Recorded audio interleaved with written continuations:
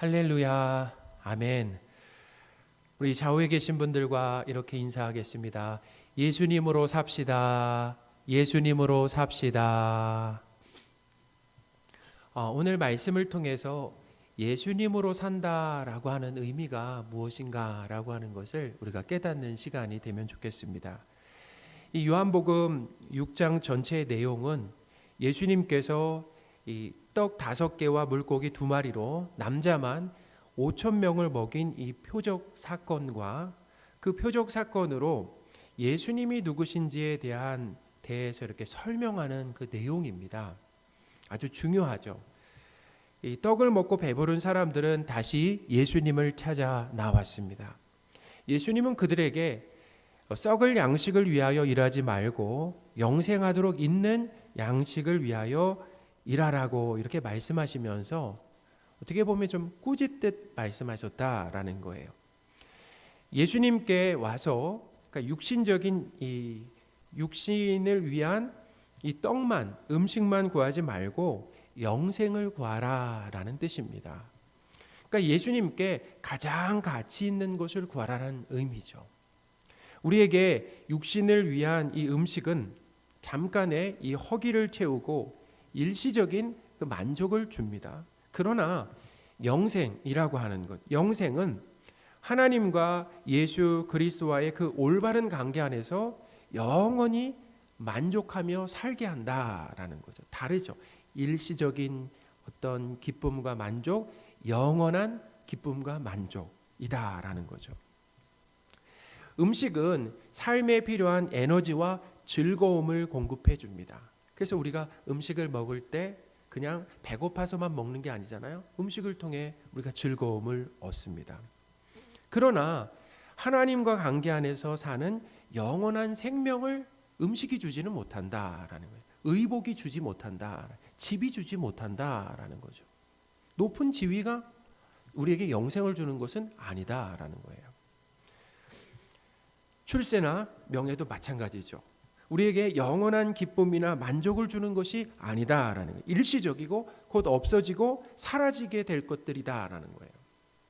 하나님께서 사랑하시는 성도 여러분, 예수님을 통해 내 소원이나 문제만 해결하려고 하는 것에서 멈추지 마시고 생명의 떡이신 예수님을 먹고 믿으며 영생을 선물로 받는 것이 필요하다라고 하는 것을 기억하시기 바랍니다.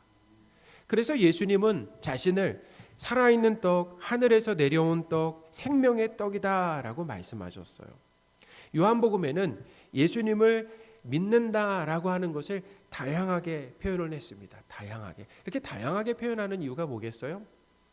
좀 더 쉽게 설명하시려고 하는 그 의도가 거기 담긴 거죠. 우리 마음에 예수님을 이렇게 모셔드리는 영접이라고도 하고 또 생명의 떡이신 예수님을 먹는 것으로도 이렇게 표현한다라는 거예요. 그러니까 생명의 떡이신 예수님을 먹거나 믿거나 영접한다라고 하는 것은 다 같은 의미다라는 겁니다. 예수님을 먹는다, 예수님을 영접한다, 예수님을 믿는다라고 하는 것은 다 같은 의미다라는 거예요.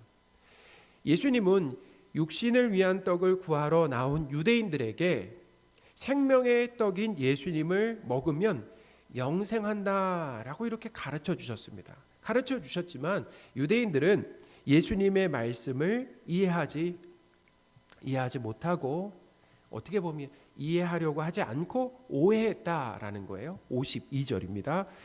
그러므로 유대인들이 서로 다투어 이르되 이 사람이 어찌 능히 자기 살을 우리에게 주어 먹게 하겠느냐. 유대인들은 예수님의 말씀을 문자적으로 이해했다라는 거죠. 문자적으로 이해하면서 예수님의 살을 실제로 먹는 그 식인의식 있잖아요. 식인의식. 어떻게 보면 좀 섬뜩하지 않아요? 이걸 문자적으로 이해하면 식인의식입니다. 그것으로 오해했다라는 거예요. 그러니까 이해가 안 된다라고 하면은 예수님께 더 쉽게 설명해달라고 이렇게 요청을 하거나 아니면 이해될 수 있도록 그 믿음을 달라고 하는 거죠. 믿음을 달라고 하는 것이 필요하죠. 그런데 유대인들은 서로 다투면서까지도 자신들의 그 생각, 잘못된 생각을 어떻게 했냐면 주장하고 거기 잘못된 생각에 사로잡혔다라는 겁니다. 사랑하는 성도 여러분, 내 지식과 경험이 전부라고 생각하면은 오해하기 쉽다라는 겁니다. 내가 다 알지 못하는데 마치 다 아는 것처럼 말하고 행동할 때가 있습니다. 우리 자존심 때문에 그럴 때가 있잖아요. 근데 모르는 것을 모른다라고 인정하고 또 믿음이 없으면 믿음을 달라고 하는 것이 바로 뭐냐면 성숙하며 이것이 겸손이다라는 거예요. 저와 또 여러분에게 이런 성숙함과 겸손함이 있으시기를 축원합니다. 예수님은 오해하고 있는 유대인들에게 예수님의 살을 먹는 것, 곧 뭐라고요? 예수님을 믿는 것이 어떤 의미인지를 이제 자세히 설명하셨습니다. 어떻게 보면 반복해서 설명을 해주시는 거죠. 예수님은 인자의 살과 인자의 피를 먹고 마시지 아니하면 너희 속에 생명이 없다라고 말씀하셨어요. 53절입니다. 예수께서 이르시되 내가 진실로 진실로 너희에게 이르노니 인자의 살을 먹지 아니하고 인자의 피를 마시지 아니하면 너희 속에 생명이 없느니라. 아멘. 54절에서는 예수님의 살을 먹고 예수님의 피를 마시는 자는 영생을 가졌다라고 하셨어요. 자, 54절입니다. 내 살을 먹고 내 피를 마시는 자는 영생을 가졌고 마지막 날에 내가 그를 다시 살리리니. 아멘. 자, 우선 53절과 이 54절을 해석하기 위해서는 53절에 나오는 생명이라는 단어, 그리고 54절에 나오는 영생이라는 이 단어가 같은 의미와 뜻을 가진 단어임을 우리가 알아야 합니다. 그것은 같은 단어라는 거예요. 헬라어로 보면 이 조에라고 합니다. 그 단어는 조에라는 같은 단어예요. 그런데 한글 번역에서는 생명과 영생으로 각각 다르게 번역을 했다라는 거예요. 근데 생명과 이 영생은 한글 번역 생명과 영생은 어떤 단어라고 헬라어로 조에라는 같은 단어다라는 거죠.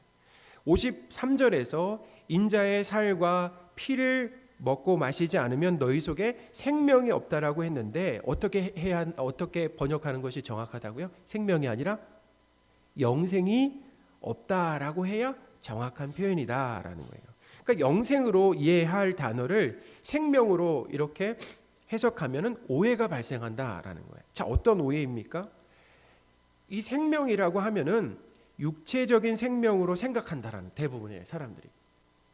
그럼 예수님의 살과 피를 먹지 않는 사람들, 곧 예수님을 믿지 않는 이 비신자들도 육체적인 생명이 있잖아요. 생명이 있습니다. 그러니까 육체적으로는 죽은 것이 아니라 살아 있습니다. 그런데 하나님과의 이 관계 없이 하나님을 떠나 살고 있기 때문에 그것을 영적으로 죽었다라고 이렇게 얘기하는 거예요. 영적으로 죽어 있다라는 거예요. 마치 물고기가 물 밖에 나와 있는 것처럼 나무가 땅에서 뽑혀 있는 것과 같다. 하나님을 떠나 있는 것은 바로 그렇게 물고기가 물 밖에 있는 것, 나무가 땅에서 뽑혀 있는 것 같이 이제 죽은 상황과 같다라는 겁니다.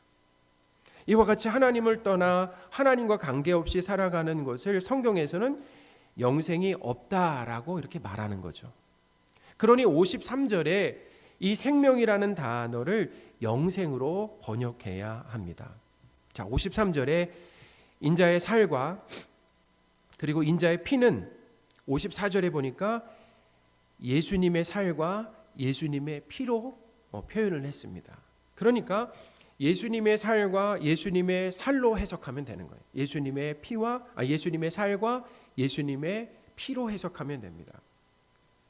자, 53절과 54절의 이 핵심 내용은 뭐냐면 예수님의 살과 피를 먹고 마신 사람은 영생이 있고 예수님의 살과 피를 먹지 않고 마시지 않는 사람은 영생이 없다라고 하는 것이 53절과 54절의 핵심 내용이다라는 거예요. 자, 그럼 영생은 무엇입니까? 영생은 하나님과 이 부자 관계로 영원히 사는 것을 말합니다. 하나님과 부자 관계로, 올바른 관계로 회복되어서 영원히 사는 것을 영생이라고 말한다라는 거예요. 세상에는 그러니까 두 종류의 사람이 있겠죠. 세상에는 두 종류의 사람이 있습니다. 하나님과 관계없이 영원히 불행하게 사는 사람과 하나님과 부자 관계로 관계를 맺고 하나님의 생명과 성품과 또 감정으로 행복하게 영원히 사는 사람이 있다라는 이 두 부류의 사람이라는 거예요. 자, 여러분은 어느 쪽입니까? 나는 어느 쪽인가라고 하는 것 한번 생각해 봐야 돼요. 하나님과 관계가 회복되어서 올바른 관계가 회복되어서 이 부자 관계로 하나님의 생명과 하나님의 능력과 하나님의 성품과 하나님의 감정으로 영원히 지금 행복하게 살아가고 있는 사람인가? 지금도 행복하고 앞으로도 행복하게 살아갈 사람인가? 아니면 하나님을 떠나서 하나님과 관계없이 영생 없이 영원히 불행 가운데 살아가고 있는 것인가라고 하는 것을 우리가 돌아봐야 된다라는 거예요. 생명의 떡이신 예수님을 먹을 때, 자, 먹는다라는 건 뭐라고요? 곧 예수님을 믿을 때 영생을 소유한 삶이 펼쳐진다라고 하는 것을 믿으시기 바랍니다. 그런 의미에서 예수님의 이 살과 피는 영생을 얻기 위해 먹고 마셔야 할, 필수적으로 먹고 마셔야 할 참된 양식과 참된 음료다라는 거예요. 53절입니다. 우리 53절 같이 한번 읽어보겠습니다. 내 살은 참된 55절 같이 한번 읽어보겠습니다. 내 살은 참된 양식이요 내 필은 아멘. 예수님의 살과 피를 먹고 마시기 바랍니다. 예수님을 이렇게 믿는 것을 예수님의 살과 피로 먹는 것을 어떻게 보면 섬뜩하게 표현하는 이유가 있다라는 거예요. 실제로 예수님의 살과 피를 먹는 것이 아닙니다. 예수님의 살과 피를 먹는다라고 하는 그 비유적인 표현이죠. 비유적인 표현입니다. 영생의 삶이 무엇인지 쉽고 와닿게 설명하기 위해서 이렇게 비유적으로 표현하고 있다라는 거예요. 생명의 떡이신 예수님을 먹는 사람, 먹는다라고 하는 것, 내 몸 안에 들어오는 거 아니겠습니까? 예수님의 살과 피가 내 안에 들어온다라고 하는 것, 어떤 의미가 있는가? 그것은 예수님 안에, 우리가 그 예수님의 살과 피를 먹는 사람이 예수님 안에 거하고 예수님도 그 사람 안에 거한다라는 거예요. 56절인데요. 56절 말씀 같이 한번 읽어보겠습니다. 내 살을 먹고 내 피를 마시는 자는 내 안에 거하고 나도 그 안에 거하나니. 아멘. 그러니 예수님의 살과 피를 마시는 것은 예수님과 하나로 연합된다라고 하는 의미가 거기 담겼다라는 겁니다. 예수님과 어떻게 된다고요? 연합된다. 하나로 연합된다라고 하는 의미가 거기에 담겼다. 예수님은 요한복음 15장에서 포도나무와 그리고 가지 비유로 연합의 의미를 설명하셨습니다. 요한복음 15장 5절 말씀인데요. 제가 읽어드리겠습니다. 나는 포도나무요 너희는 가지라. 그가 내 안에 내가 그 안에 거하면 사람이 열매를 많이 맺나니 나를 떠나서는 너희가 아무것도 할 수 없음이라. 아멘. 포도나무와 가지는 하나로 연결된 한 나무인 것처럼 예수님을 믿는 사람도 예수님과 하나로 연합된 존재다라는 거예요. 예수님과 우리가 연합된 존재다라고 하는 것. 이거 상당히 중요합니다. 예수님과 우리가 연합되었다라는 것. 사도 바울도 성도와 예수님과의 이 관계가 몸과 머리로 연합된 한 사람이다라고 이렇게 한 사람으로 표현을 했습니다. 예수님이 교회의 머리고 그리고 교회는 뭐예요? 성도들은 몸이다. 그러니까 머리와 몸으로 연결된 한 사람으로 이렇게 비유적으로 표현했습니다. 자, 누가요? 사도 바울이 그렇게 표현했다라는 거죠. 자, 그러면 예수님과 성도가 하나로 연합됨으로 인해서 얻는 특권이 있습니다. 이게 참 중요해요. 얻는 특권인데 그 특권은 무엇인가? 그것은 예수님으로 사는 유익이 있다라는 거예요. 자, 무엇으로 산다고요? 예수님으로 사는 유익이 있다라는 거예요. 57절 말씀입니다. 제가 읽어드리겠습니다. 살아계신 아버지께서 나를 보내심에 내가 아버지로 말미암아 사는 것 같이 나를 먹는 그 사람도 나로 말미암아 살리라. 아멘. 오늘 말씀의 제목입니다. 나로 말미암아 살리라. 그러니까 예수님으로 말미암아 산다라는 거예요. 포도나무 가지는 스스로 열매를 맺을 수 없습니다. 그렇죠? 스스로 열매를 맺을 수 없어요. 나무로부터, 그러니까 나무에 연결됐잖아요, 가지가. 그래서 나무로부터 양분을 얻어서 이 생명이 유지되고, 그리고 양분을 얻어서 열매를 맺을 수 있는 것처럼 예수님과 연합된 사람은 예수님의 전적인 도움으로 그 생명으로 살고, 그 생명으로 예수님과 같은 열매를 맺을 수 있다라는 겁니다. 할렐루야. 우리 이런 얘기 있잖아요. 나이 들면 어떤 힘으로 살아간다고 얘기합니까? 아주 유명한 말이잖아요. 나이 들면 무엇으로 살아간다? 밥심으로 살아간다라고 하는 말.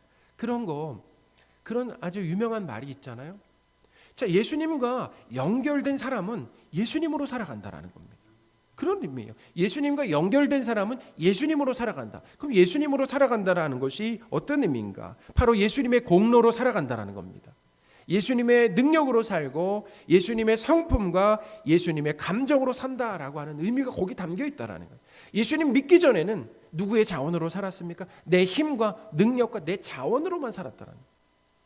그런데 예수님을 먹고 예수님을 믿고 난 다음에는 예수님과 연결되어서 예수님의 자원으로 살게 되었다. 예수님의 그 능력으로, 예수님의 생명으로, 예수님의 그 성품으로, 예수님의 감정으로 살게 되었다. 이것이 예수님과 연결된 사람들의 그 특권이다라는 겁니다. 예수님께서 우리의 죄를 위해 십자가에서 피 흘려 죽으신 공로로 죄인된 우리는 죄를 용서받고 거룩한 하나님께 나아갈 수 있게 되었다. 죄인이 하나님 앞에 나아갈 수 없어요. 근데 예수님의 십자가 공로로 어떻게 하나님 앞에 나아갈 수 있게 되었다라는 거죠. 자, 누구의 공로로 사는 겁니까? 예수님의 공로로 사는 거예요. 우리의 기도가 하나님께 전달되고 응답되는 것, 응답되는 것은 우리의 헌신과 노력의 결과가 아니다라는 거예요. 우린 착각하면 안 됩니다. 예수님의 공로 때문이다라고 하는 것을 기억하시기 바랍니다. 우리가 기도하는 것, 왜 우리의 기도가 하나님께 올려지고 상달되고 그 기도가 응답되는가? 우리의 노력과 공로가 아니다라는 것. 예수님의 공로 덕분에 우리의 기도가 하나님께 드려지고 응답된다라는. 그러니까 우리가 누구의 공로로 사는 겁니까? 예수님의 공로로 사는 거예요. 또한 예수님과 연합된 성도는 예수님의 능력과 그 성품과 감정이 성도들에게 나타난다라는 겁니다. 자, 누구에게 나타난다고요? 성도들에게 나타난다라는 거예요. 염려하고 불안이 밀려올 때 하나님께 기도하면 우리의 마음과 생각을 하나님의 평강으로 회복시켜 주신다라는 겁니다. 할렐루야. 빌립보서 4장 6절 7절 말씀입니다. 아무것도 염려하지 말고 다만 모든 일에 기도와 간구로 너희 구할 것을 감사함으로 하나님께 아뢰라. 그리하면 모든 지각에 뛰어난 하나님의 평강이 그리스도 예수 안에서 너희 마음과 생각을 지키시리라. 아멘. 그러니까 우리는 늘 염려와 불안 가운데 살 수밖에 없잖아요. 그것이 우리의 처지입니다. 우리의 실존이란 인간이죠. 피조물입니다. 그런데 우리가 하나님 앞에 기도하면 우리에게 뭘 주신다라는 겁니까?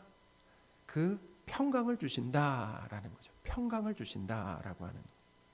직장에서 힘든 업무나 또 삶의 지혜가 필요할 때 하나님께 지혜를 구하면 하나님의 지혜를 주신다라는. 자, 누구의 지혜를 주신다고요? 하나님의 지혜를 주신다라는 거예요. 야고보서 1장 5절 말씀입니다. 너희 중에 누구든지 지혜가 부족하거든 모든 사람에게 후히 주시고 꾸짖지 아니하시는 하나님께 구하라. 그리하면 주시리라. 아멘. 가정과 학교, 직장에서 어디서든지 내 마음을 불편하게 하는 사람을 만날 때가 있습니다. 어떻게 보면 정말 꼴 보기 싫은 사람, 내가 감당할 수 없는 사람들을 만날 때가 있다라는 거예요. 그럴 때 그 사람을 이해하고 관계를 풀어가도록 예수님의 사랑을 내 안에 채워달라고 기도하면은 사랑으로 채워주신다라는 거예요. 할렐루야. 이 갈라디아서에 보면 예수님의 영이신 그 성령 하나님을 우리 안에 보내주시잖아요. 이 성령 하나님이 성도 안에 계심으로 맺게 하시는 그 성품과 감정의 열매들이 있는데, 어떻게 보면 신의 성품과 신의 감정입니다. 그 열매들을 소개하는데 성령의 그 첫 번째 열매가 바로 뭐냐면 사랑이다라는 거예요. 우리에게는 사랑이 없어요. 저도 보면 사랑이 없습니다. 제가 성도분들을 사랑할 수 있는 것은 저에게 사랑이 있는 것이 아니라 제 안에 계신 성령 하나님께서 저에게 사랑을 부어주셔서 그 사랑으로 성도들을 사랑하는 거죠. 우리 갈라디아서 5장 22절 말씀인데요, 우리 같이 한번 읽어보겠습니다. 오직 성령의 열매는 사랑과 희락과 화평과 오래 참음과 자비와 양성과 충성과. 아멘. 하나님께서 사랑하시는 성도 여러분, 영생의 삶이라고 하는 것은 뜬구름을 잡듯이 막연하면서 실체가 없는 삶이 아닙니다. 실제로 우리는 이 땅에서 그 영생의 삶을 경험한다라는 거예요. 영생의 이 삶은 예수님의 생명으로 사는 거예요.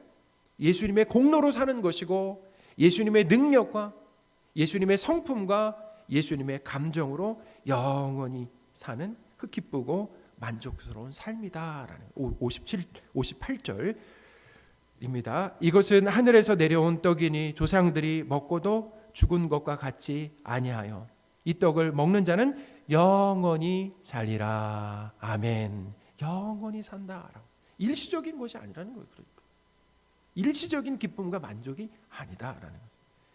예수님으로부터 일시적이고 곧 사라질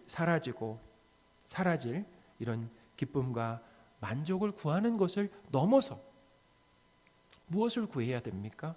생명이신, 이 생명의 떡이신 예수님을 먹고 믿으며 영생의 삶을 사시길 바랍니다. 이 땅에서 사는, 지금부터, 오늘부터 사는 겁니다. 자, 언제부터? 오늘부터, 지금부터 사는 거다라는 거예요. 영생의 삶은 예수님과 연합된 삶이다라는, 연합되어서 어떻게 살아가는 겁니까? 예수님을 믿기 전에는 내 자원으로 살아왔다면, 내 능력으로 살아왔다면, 내 지혜로 살아왔다라고 한다면, 내 성품으로 살아왔다라고 한다면, 내 감정으로 살아왔다라고 한다면, 예수님을 믿고 난 다음에는 예수님의 생명과 예수님의 공로로 사는 것이고, 예수님의 능력과 예수님의 성품과 감정으로 사는 것이다라는 거죠. 그 삶에 뭐가 있다고요? 기쁨과 만족이 넘친다라는 것. 이것을 기억하시는 저와 여러분들이 되셨으면 좋겠습니다. 아멘.